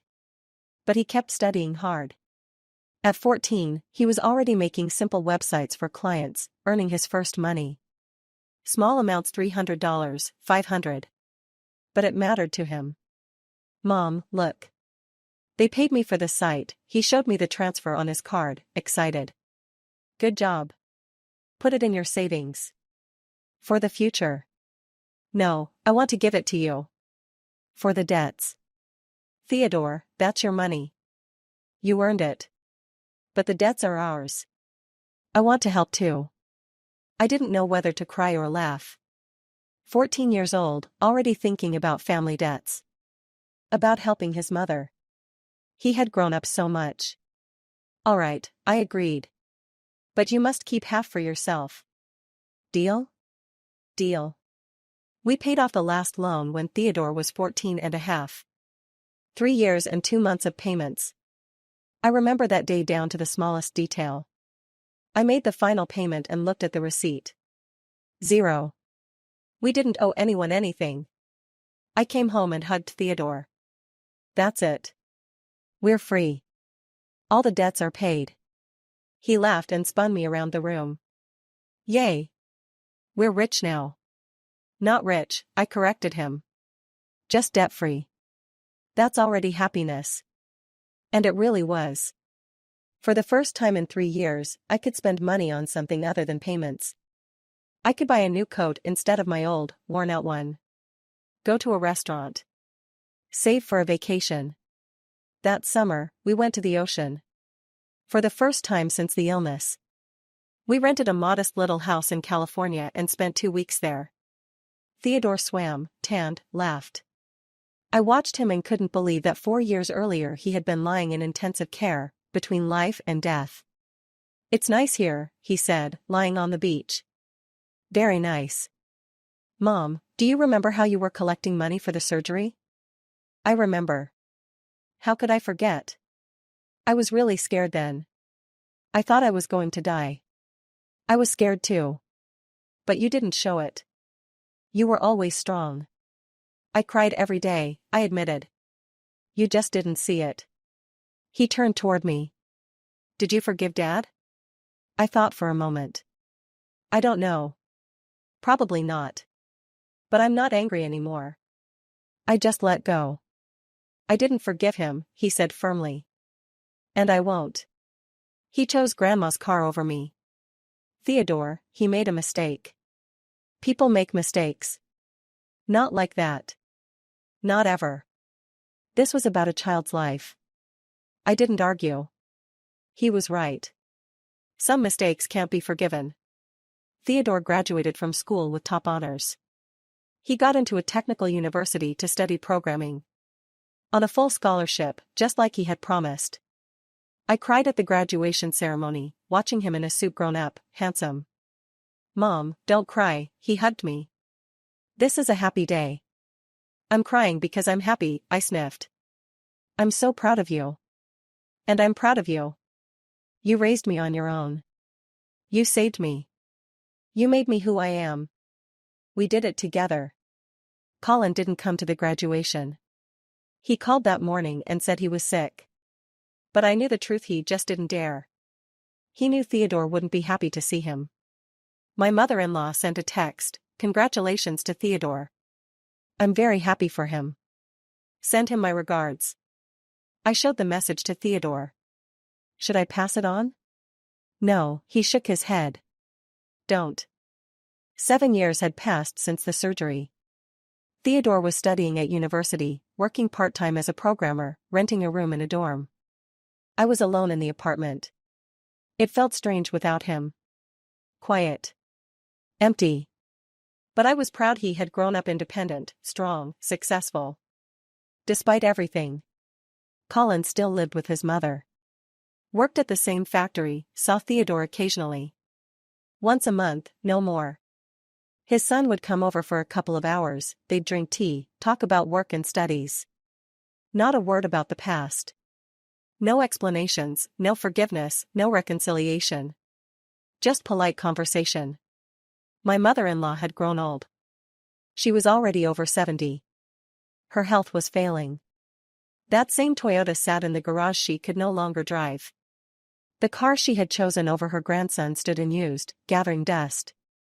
She keeps asking about Theodore, Colin said. She wants him to come. That's his decision, I replied. She's old. She may not have much time left. Colin, I can't force him. He's an adult. Theodore really didn't come. When I asked him why, he answered, I don't want to. I can't. When I see her, I remember that day in the hospital. How she arrived in the car bought with my money. How she bragged. I'm sorry, Mom, but I can't. I understand. You don't judge me? No. Everyone has their own boundaries. You have the right not to forgive. He hugged me. Thank you for understanding. My mother-in-law died when Theodore was 22.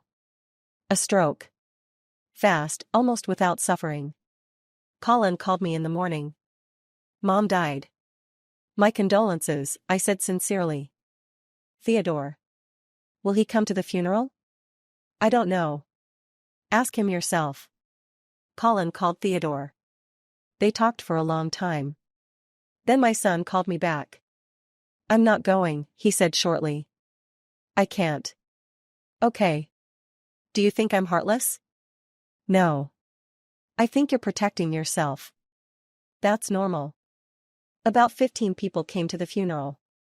Colin's coworkers, a couple of neighbors, distant relatives. I came too. Out of respect for memory itself.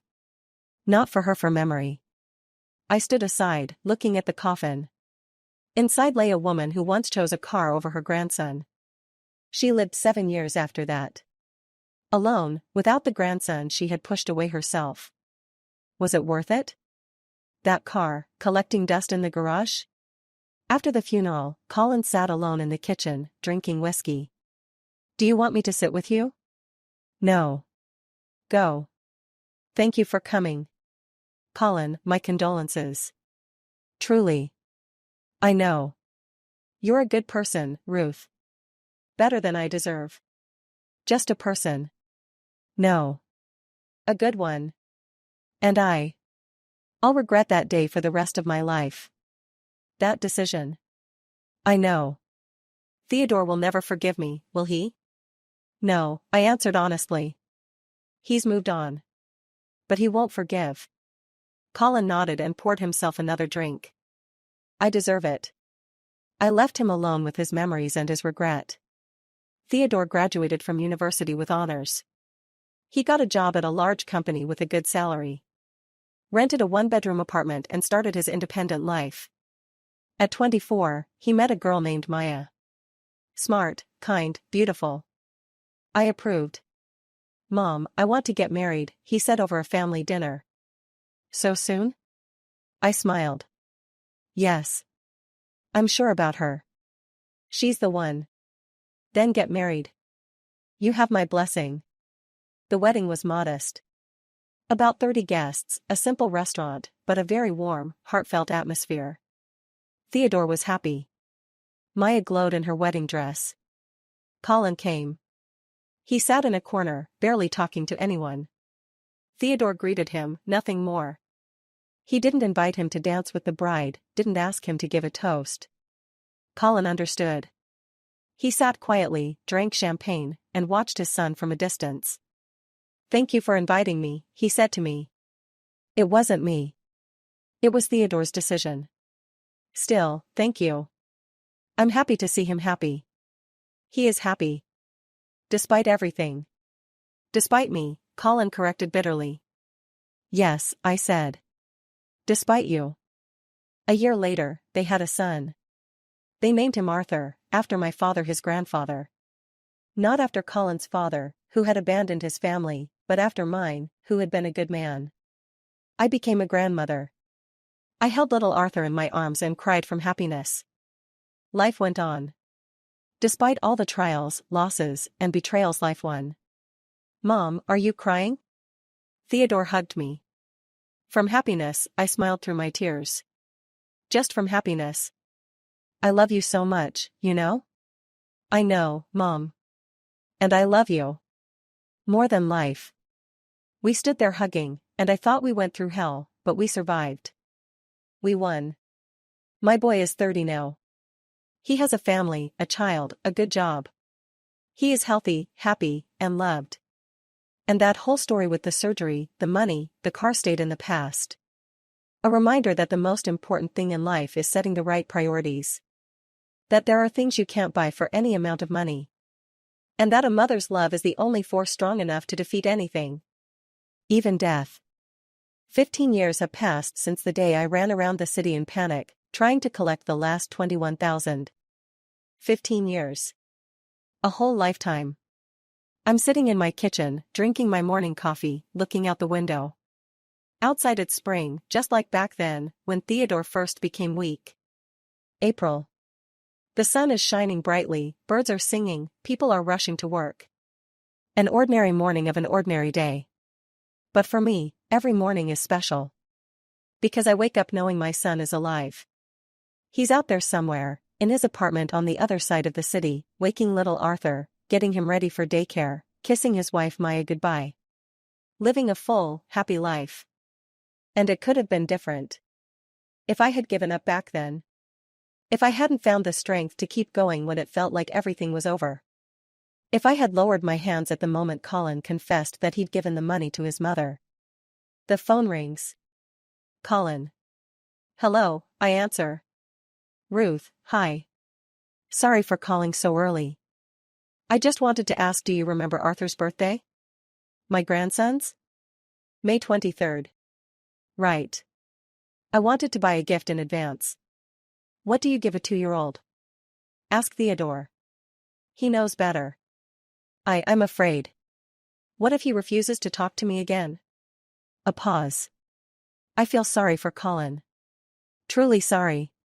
He has been paying for that mistake for 15 years now. Every day he wakes up knowing he lost his son. Not physically, Theodore is alive, healthy, successful. But emotionally. His son speaks to him out of politeness, nothing more. Cold, distant. Like to a distant relative. Colin, just call him. Say you want to congratulate your grandson. He won't refuse. Okay. Thank you. How are you? Do you have someone? I mean, a man? A strange question. We divorced 15 years ago, but Colin asks sometimes. As if he hopes I'm alone, that he still has a chance. No, I answer honestly. I don't have time for that. I see. All right, I won't keep you. Have a good day. You too. I hang up. Finish my coffee. Think about what he asked. Do I have someone? I didn't. All these years, I didn't. A few attempts at dating, a couple of dates. But it never went further. Either I became too demanding, or I was simply tired of relationships. After Colin's betrayal, it was like I closed myself off. Built a wall between me and the world. Theodore worries sometimes. Mom, you're still young. You're only 52. Meet someone. I'm fine on my own, I answer. But aren't you lonely? I'm not. He doesn't insist. He understands that I'm not lying. I really am fine. I've learned to live alone. Learned to enjoy simple things, good books, walks in the park, Sunday lunches with my son and his family. I'm no longer afraid of loneliness. On the contrary, I value it. After those years when every day was a fight to survive, solitude feels like a luxury. No one demands, no one waits, no one betrays. Just me and my life. In the evening, Theodore comes over with his family. It's our tradition to gather every Sunday. I cook dinner, they arrive around 6. Little Arthur immediately runs to me and hugs my legs. Grandma. Grandma. I pick him up and kiss his cheek. He laughs just as bright as Theodore was in childhood, the same gray eyes as my beloved boy. We went to the zoo. Really? And who did you see? He starts excitedly telling me about elephants, monkeys, tigers. I listen, smile, stroke his hair, and think this is happiness. Simple, ordinary happiness. At dinner, Theodore talks about work. He got promoted, now he's a department head. His salary went up. They're thinking about buying a bigger apartment, a 1-bedroom is already too small. Will you help us choose? He asks me. Of course.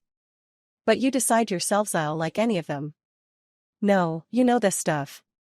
You have a good eye. Maya smiles. He doesn't decide anything without you. Everything is let's ask Mom. So what? Theodore shrugs. Mom is smart. She always gives good advice. Those words warm my heart. That means I did something right.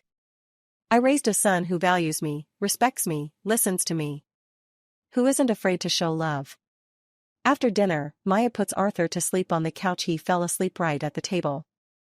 Theodore and I stay in the kitchen, drinking tea. Mom, do you remember that day when I asked Grandma about the car? I do.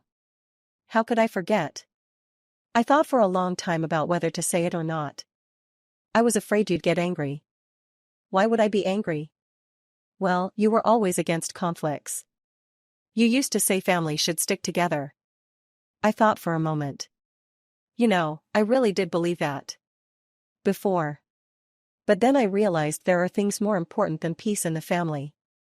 Honesty, for example. Fairness. You had every right to tell her what you thought. And you don't regret how it all turned out? That the family fell apart? No. The family didn't fall apart because of your words.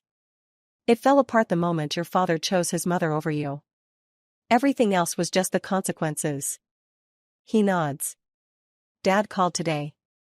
Asked about a gift for Arthur. I know.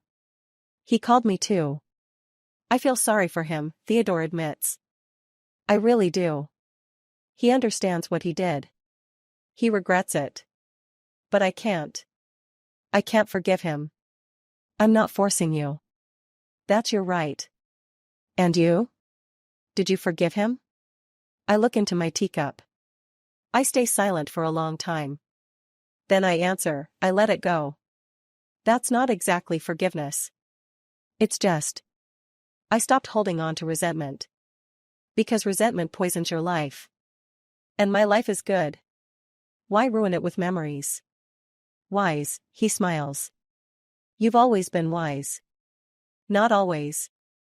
I just learned. Life taught me. We sit quietly, drinking tea. It's getting dark outside. Arthur is softly snoring on the couch. Maya is reading something on her phone. An ordinary Sunday evening. And I think this is it. This is what I fought for back then. For these moments. For this warmth, this peace, this feeling of home. For my son to be sitting next to me alive, healthy, happy. For him to have his own family, his own child, his own future. Sometimes I think about my mother-in-law. She died 7 years ago, but I remember her well. I remember that day at the hospital, when she came to show off her car. I remember her confused face when Theodore asked her that question. I wonder what she thought about before she died. Did she regret that choice? Did she understand that she traded her grandson for a piece of metal on wheels? That car was sold long ago. Colin sold it right after his mother died. He said he couldn't look at it. That it reminded him of that day. Of the decision that destroyed his family. He gave the money from the sale to me. Take it. Please. It's those same 21,000. They came back to you. Colin, it's been so many years. Take it. I don't need it. I can't use that money. I took it. Put it in a deposit account. I still haven't touched it. It's like a symbol.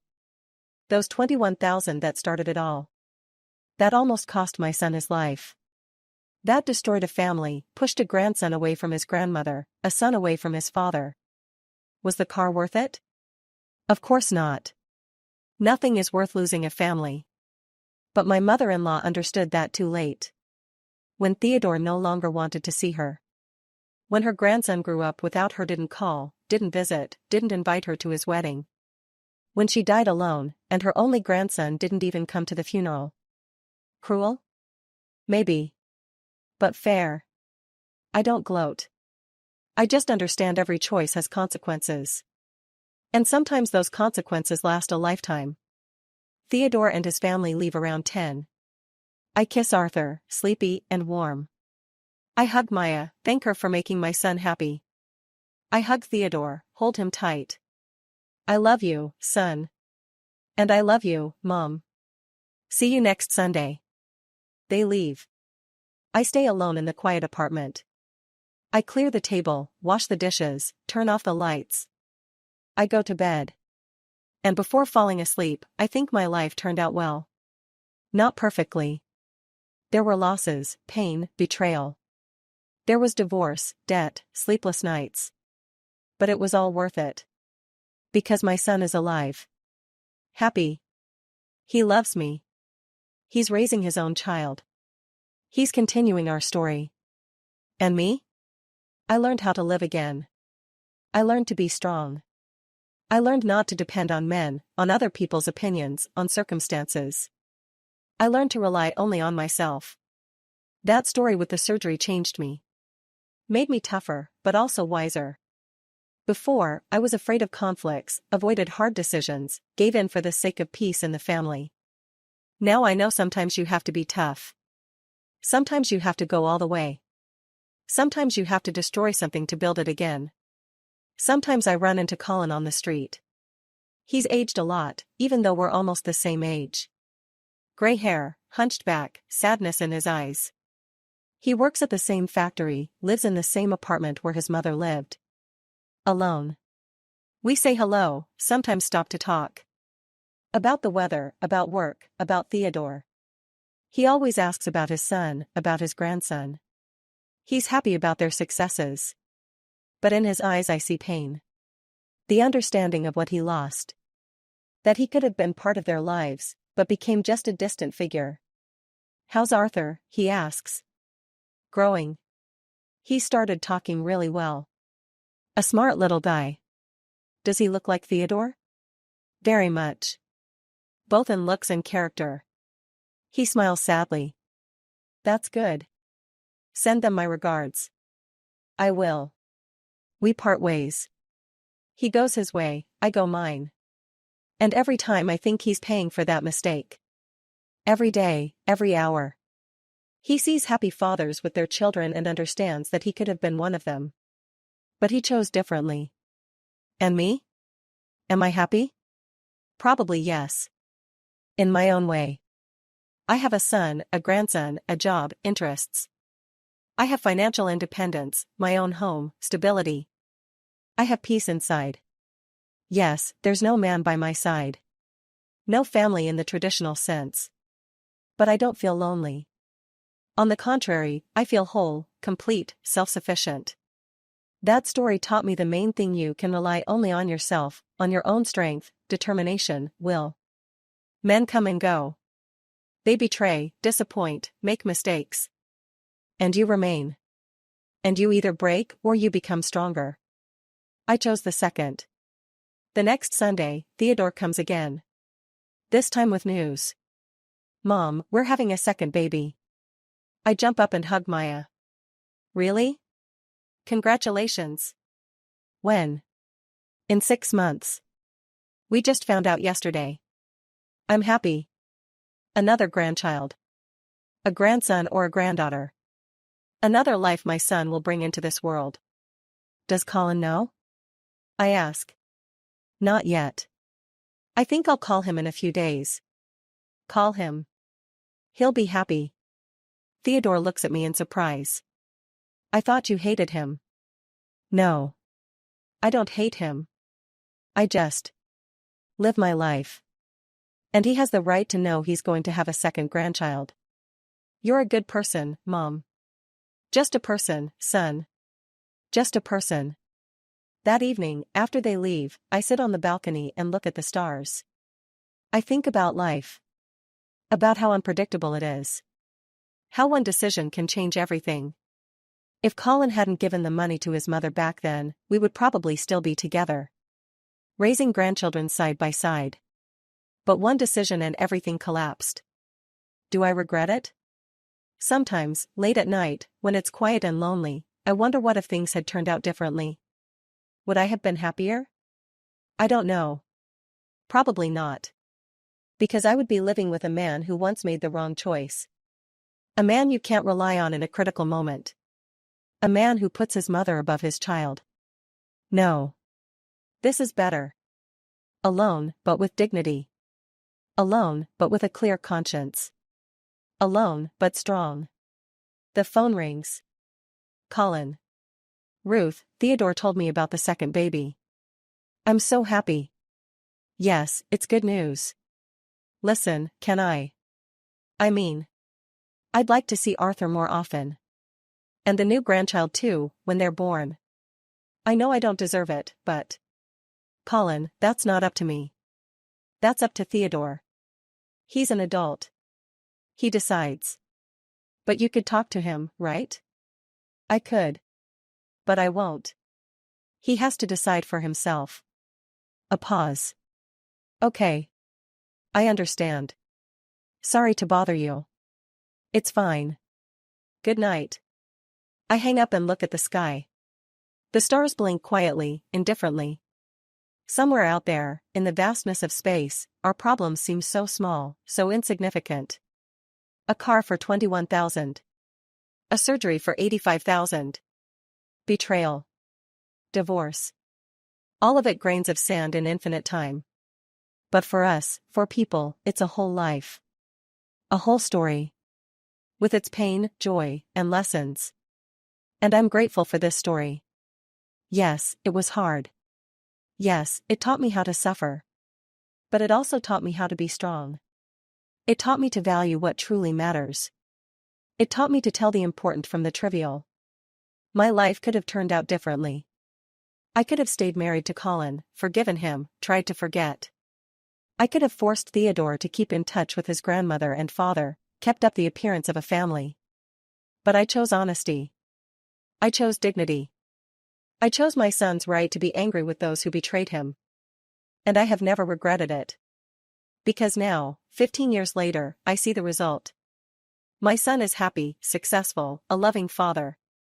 He didn't repeat his father's mistakes. He puts his family first. He knows his priorities. And that is my victory. The greatest victory of my life. I get up from the balcony and go back into the apartment. I go to bed. And I fall asleep peacefully, with a smile on my face. Because I know tomorrow will be a new day. A new chance to be happy. A new chance to watch my grandson grow. To see my son happy. And that is real happiness. Not cars, not money, not dreams. But the people you love alive, healthy, close to you. And for that, everything we went through was worth it. If you enjoyed this story, don't forget to hit the like button and subscribe to our channel. Your support inspires us to share new, engaging stories with you every day. You can already find our next story on the main page. We wish you all the best and lots of happiness in your life.